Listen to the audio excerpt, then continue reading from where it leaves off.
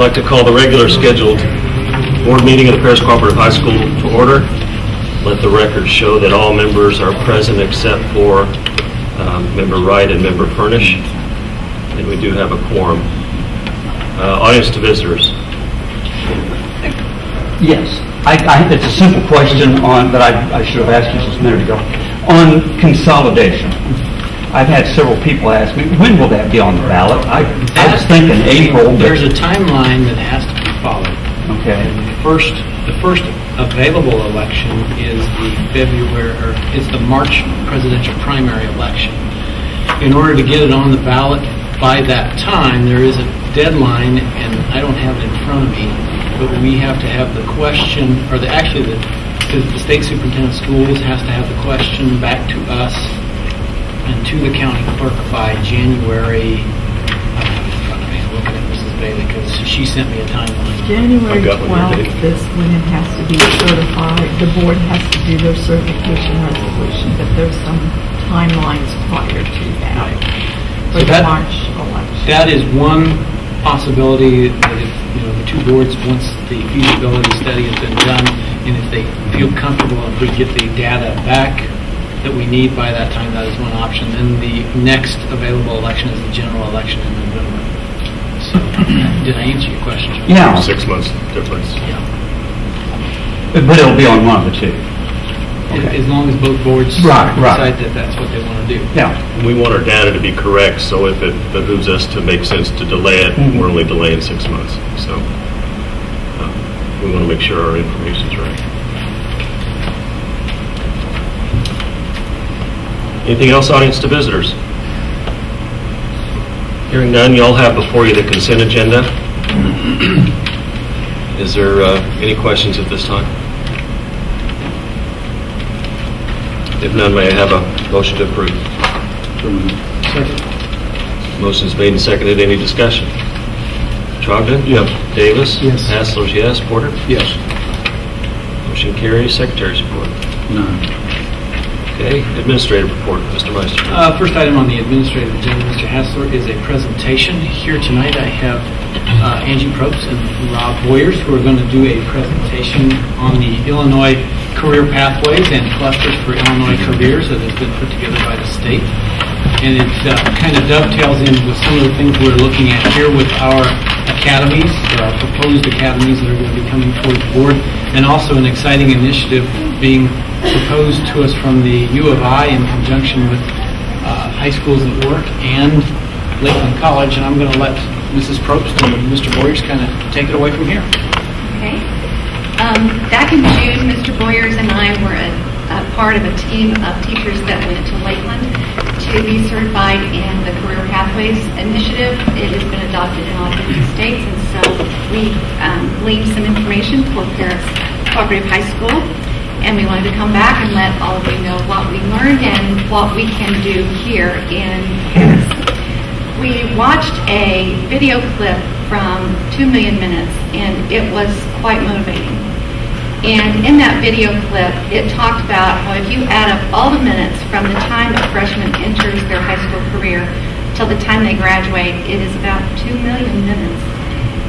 And when you break it down in that time frame, it does click, and it clicks rapidly. And 2 million sounds like a lot, but they simply must count. We can't wait until a student is a junior or a senior and then say, oh, what is this going to come together to be? We have to start from the very beginning.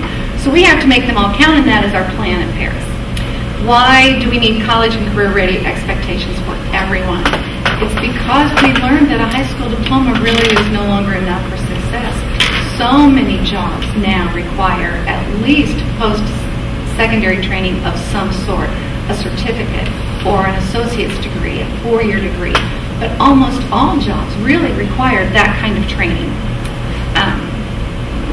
Unskilled jobs available in 1950, you could graduate with a high school diploma, and there were a lot of jobs out there for you. Good jobs that had good benefits that you could really support your family with. And you could stay in that job for your lifetime and really build a family and build a career on that. What are the figures for today? Sorry. Okay. Mr. Boyers, I'll give it to you. Really fast. Too slow. Today, it's only Didn't read 20%. fast enough. Only 20% of our careers are for those unskilled laborers, and they really are not jobs that they can count on anymore, count on to stay there for their lifetime. So if we have all these highly skilled jobs out there, we have to prepare students. We can't just prepare students for jobs that are available today. We even have to think in the future. So we have to give them good, tangible skills that they can use and apply, and not just, well, there we go. They need a strong foundation that keeps all their doors open, things that are workable among and within different realms, and we have to incorporate soft skills. Things like working together in a team, problem solving, critical thinking, oral communication, written communication, things that you can't always put on a test and really say, yes, you're ready, but we need to make sure they are ready, because those are skills they're going to need. Far too many students drop out or they graduate and they really aren't prepared even for a job, let alone the challenges that they're going to face. This was eye-opening to me. For every 109th graders in the state of Illinois, 75 are going to graduate in 4 years.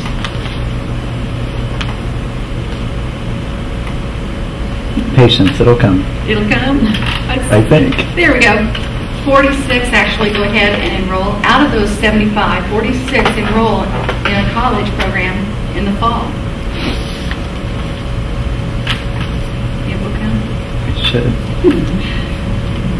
Only 26 are still enrolled at the beginning of their sophomore year. Something is happening.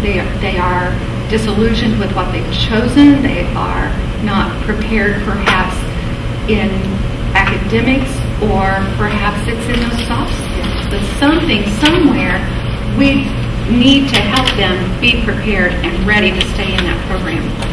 21 actually earn a college degree out of this. And that is for Illinois. That's not nationwide. So that really speaks to us. The Paris Cooperative High School solution is we have to make our program here more rigorous and more relevant. How are we going to do that? They need to understand why and how this is going to launch them into what their interest is and what career they may have in mind for themselves, where their talents lie, what their gifts are, and how they can turn that into an occupation. So we have chosen at Paris to put that into an academy for them, to try to help them organize their thoughts, organize their plans, and by doing that, we're going to head them off to a career. Well, almost a whole year ago, we had Diane Glosser come in and talk to you about pathways and what they were, what was coming down the road. And on the black and white side, you see the 16 different pathways that the state has adopted. What we decided to do at Paris Cooperative High School is to split those up into academies. So if you flip that over, she had a great idea during one of our half-day services to ask the faculty where they thought those 16 career clusters related with the 4 academies that we'd like to start here. And it was an interesting voting process, very colorful that day. Got to do, I called it arts and crafts, but it wasn't really that. It's a little more serious than that. But the faculty really got into the discussion of how do you split up all of those 16 different areas and put them only into 4. So what Angie asked them to do was cut out each one, and we did a voting process. And what we realized with the faculty is that not all of them were as clear and dry, black and white as we thought maybe they would be. And so we've got some interrelationships here that we need to pay attention to. But we did agree on consensus, right? We did. We did get there. And there was a lot of debate and discussion, which was really good. It was. And so you'll find the results in color on the backside in the 4 different academy areas. what we're trying to do is to take those for students and be able to build some relevance in by letting them see, one more for you, it's called just-in-time information, so that students can see through exercises and career cruising, which I do with all freshmen, and in other classes, English does a career exploration unit. There are many things going on that involve career exploration, but what you'll see at the top of the list are actual occupations. And if you move down one level, you'll see the pathways. And in there, you will find on the color sheet where we put those into the 4 different academies. So what it does is it visually breaks things up so that students can very easily find them. And let's be honest, it's not just for the students' benefits, it's for us to easily find them too. So once we get a student's interest and we kind of nail that down early on in the process, we're not waiting for a million minutes to already be gone.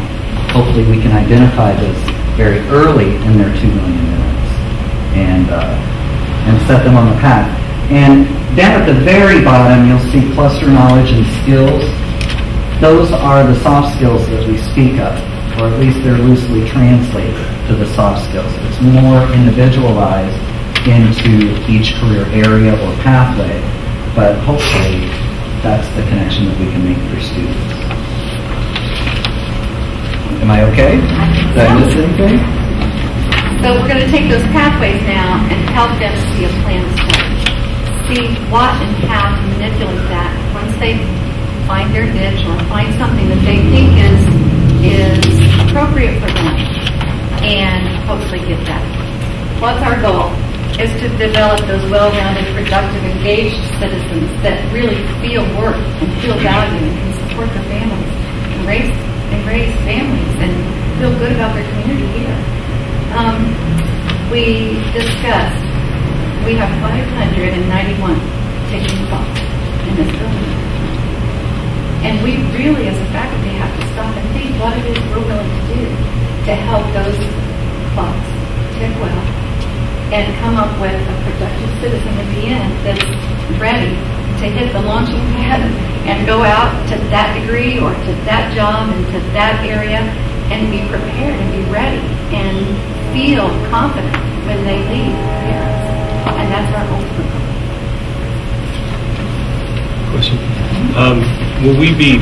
Will this filter down to the parents as well? Because if they're not engaged, the student's going to be harder to get engaged as well. I mean, can they be included in this? One of the things that we'd like to do, we'd like to, as we begin with next year's freshman class, it will be our pilot group. We would like to have each student and parent sign off on we'll just say a contract that says this is my entrance into the Academy of Industry and Commerce. I understand that these are the career pathways and set of classes that are in my studies. And that way the parent and the student will have reviewed that together along hopefully with one of our personnel from student services or with a mentor, and they will have taken ownership of this is the plan. And the thing that is unique today is we met with Dr. Hackman from the University of Illinois this afternoon, and we noted as a group that so many of these career pathways they cross. And that if you're interested in medicine, you might be in health and human services, but if you're studying to be a doctor, you'll also be in the science and mathematics academy as well. So there's a lot of crossover, and our parents need to be bought into that. And one of the things that is kind of a segue is to one of the things I want to put on as a capstone of this conversation is that, we have talked about for years how the student situation has changed.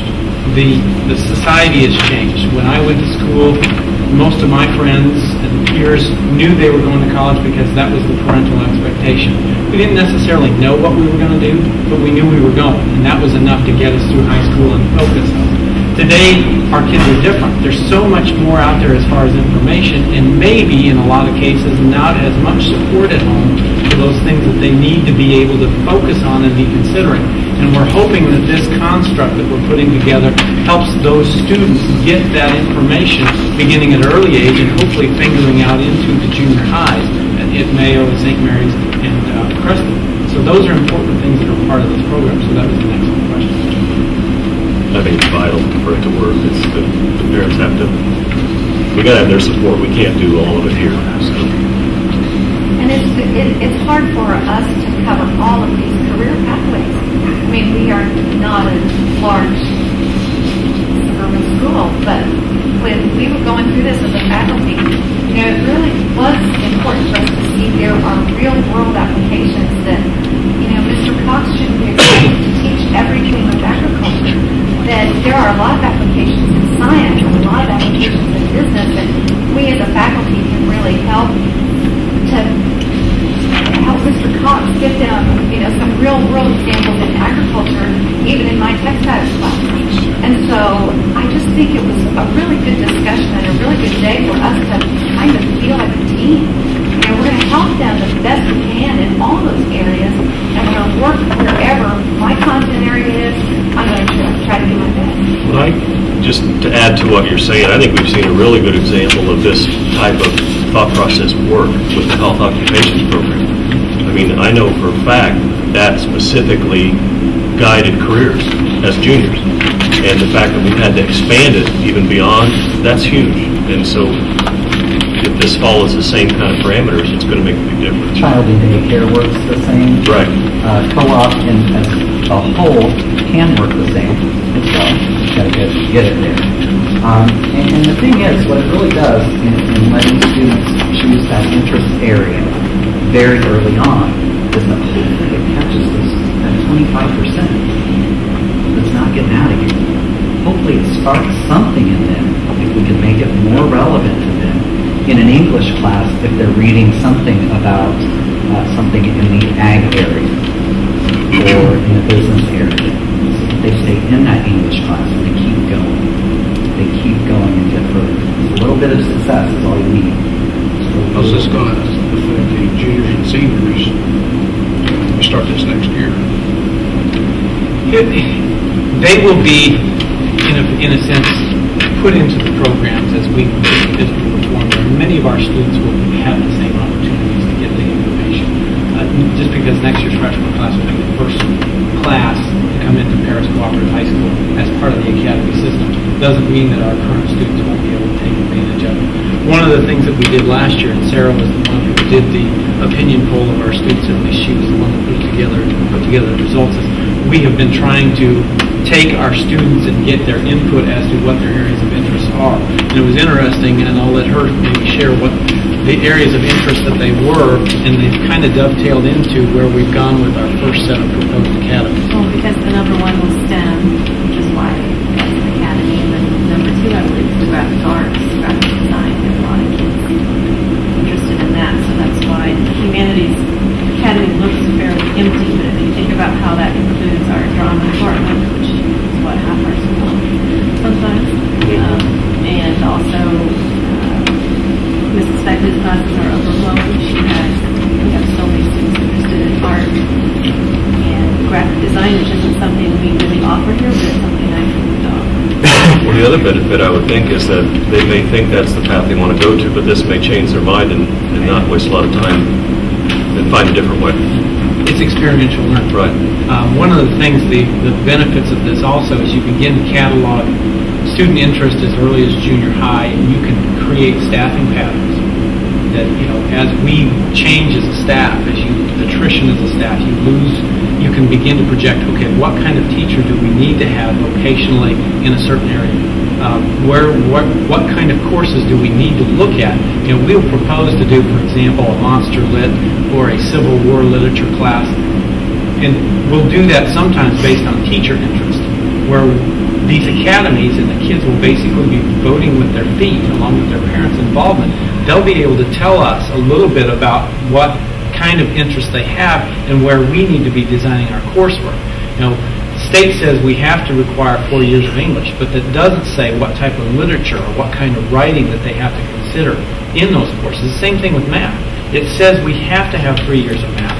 One course in algebra, another course has to have some geometry in it, and another course with some Algebra 2 concepts. But you can create multiple types of courses that fit that description from the state, for example, a medical math. If you have 15 kids in one class and 15 kids in another class, like freshmen and sophomore, that are interested in the medical field, you could create one section or two sections of a medical math that kids actually in college have to take as part of their undergrad studies.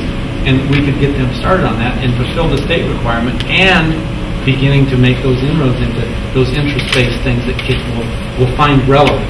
You know, our key thing here is we have to prevent dropouts. We have to keep those kids engaged. And the mechanism to do that has changed over the last 20 years. We as a school cannot continue to do the same things over and over again and expect different results. We've got to try to mold our programs in such a way that our students find them relevant and we make them rigorous enough to make them college and career ready if they need it. I read a figure today that in 2008, the dropouts in the state of Illinois will eventually cost us $11 billion in lost earning income. It's not just a Paris problem. It's a state problem. It's a nationwide problem, and we really need to think about them and their lives and their goals and their families. But we also need to think about our state and our economy and what we can do to get those kids up and running and productive and keep them home. So hopefully we're going to do that and help them here. And just one more point that I forgot to mention, that Sarah's saying that humanities may look empty, but it's not. What you can see on the two sides of the sheet is how many different careers can go into one particular pathway. I mean, it is a pretty long list.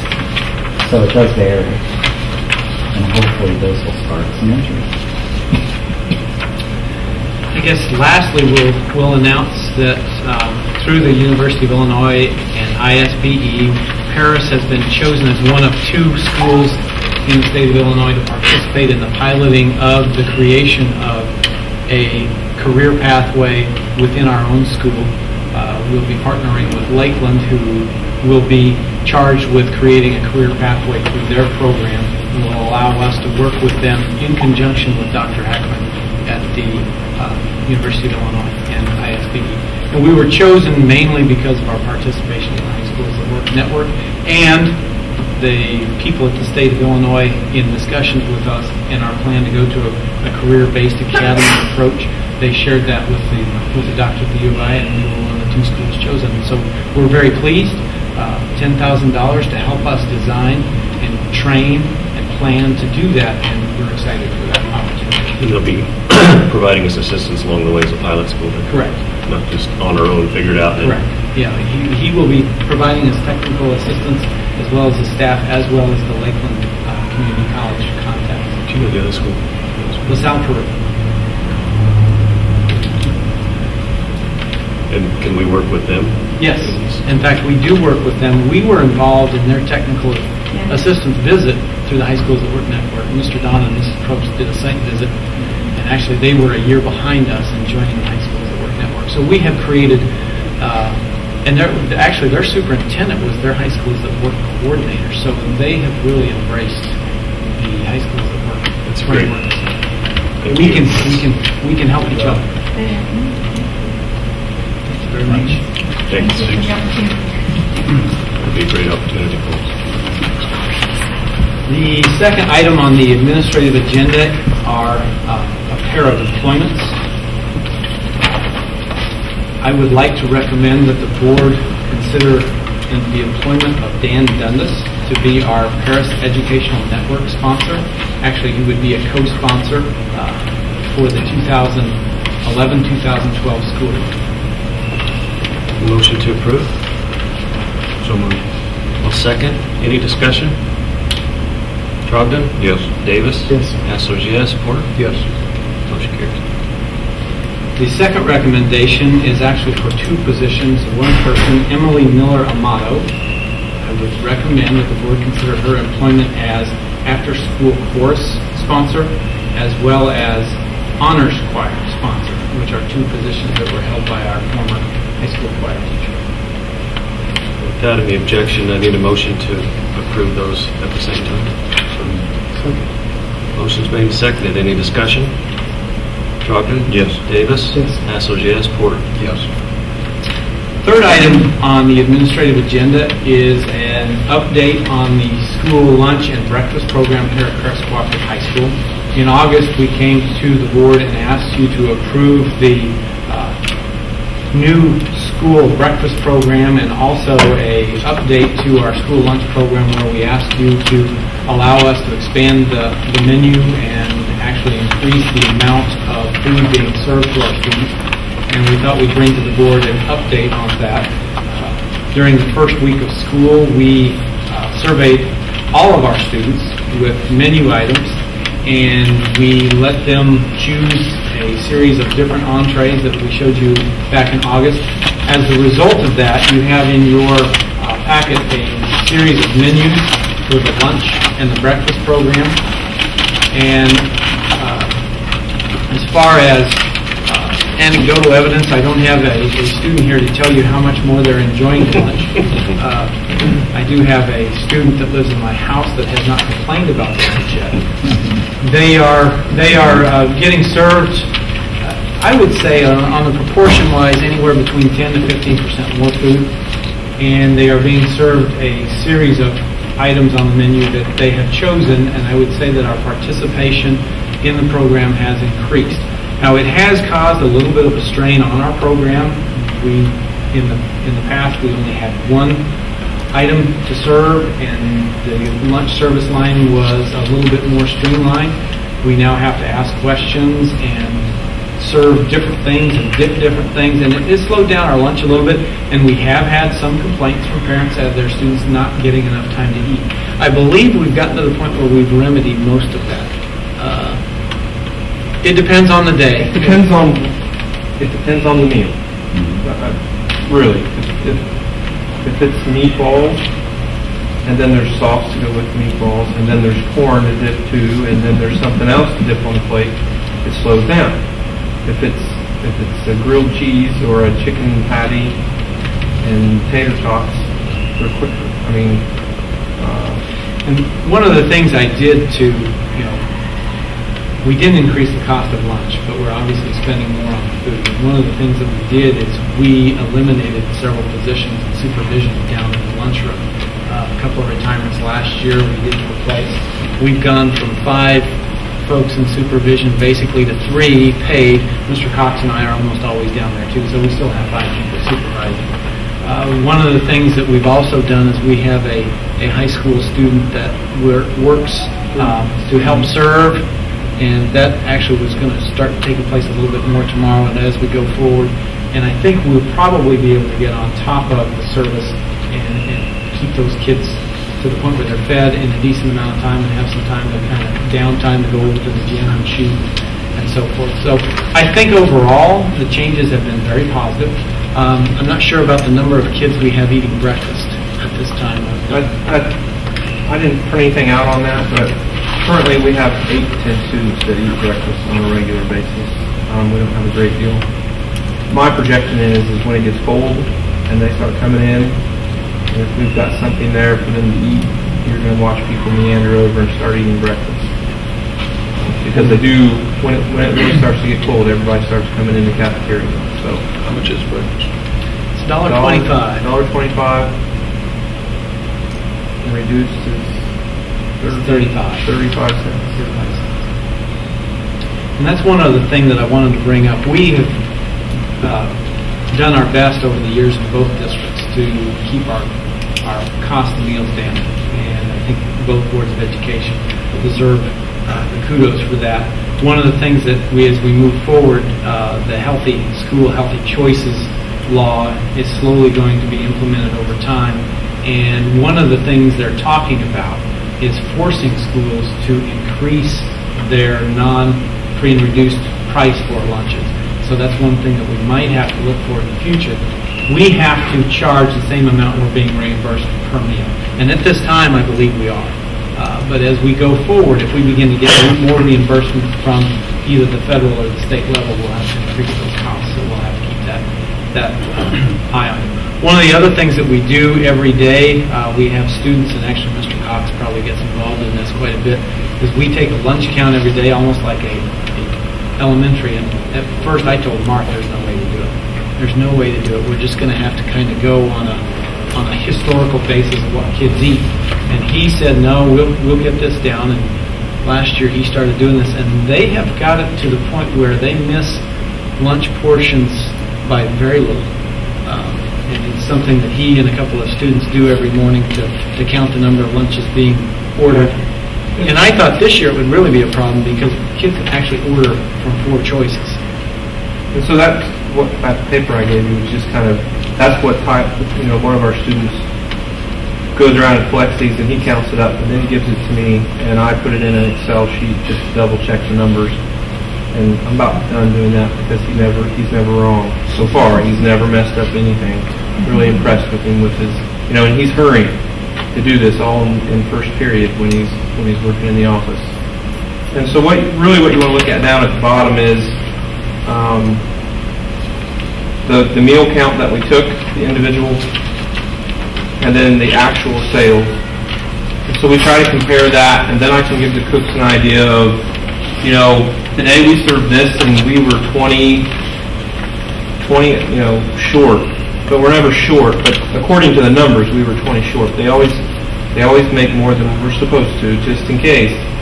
So maybe next month, when this rolls back around, we can say, all right, this day we had quesadillas, and they said 180 of them wanted to eat, but 205 came up and ate because they realized what it was. So the next time this rolls around on the circuit, I can let the cooks know more accurate numbers so we can try to reduce the waste as much as possible.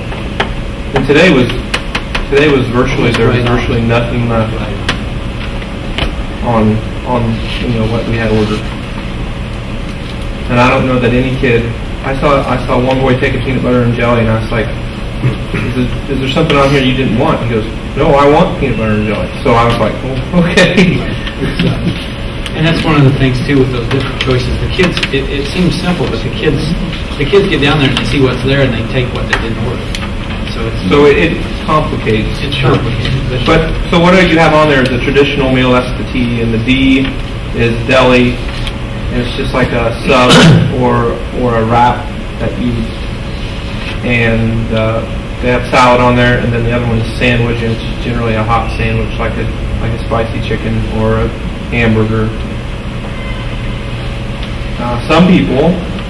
Some kids are ordering a meal and then they're ordering the sandwich on top of it, which is fine, as long as they don't run out.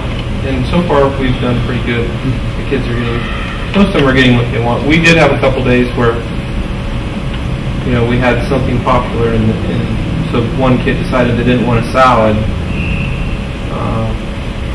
Trying to rectify that, I spent 2 days checking to see who ordered salad, and then I just stood down there, and when that kid didn't grab a salad, I said, look, you ordered a salad.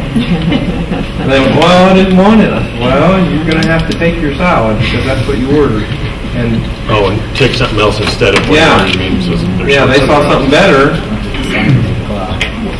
So you do that a couple times, and everybody talks, and I'm sure we'll have to go through it again later, but I think it's worth it in the end. They seem to be enjoying what they're getting down there a lot better than last year. The salads they changed. I asked Darla, our nutritionist, to change the salad from the iceberg lettuce into a salad that is more appealing, and she found something that met with the guidelines that had iceberg lettuce in it, but also spinach. And then you can put tomatoes in it or carrots, 2 other types of vegetables that can go in on the salad. And the kids, they did enjoy that, to see that change. And so I think the fact that they were involved in the changes that we made, they had a little bit of ownership, helps out. Thanks, Mark. Yep. Any questions? The last item on the administrative agenda are some informational items. As you know, last Last week we had a joint board meeting between 95 and Unit 4, and we listened to the architects talk about where we are as far as a building update. Nothing has changed from last Thursday through today. Just thought we'd give the board the opportunity to kind of restate what was gone over at that meeting.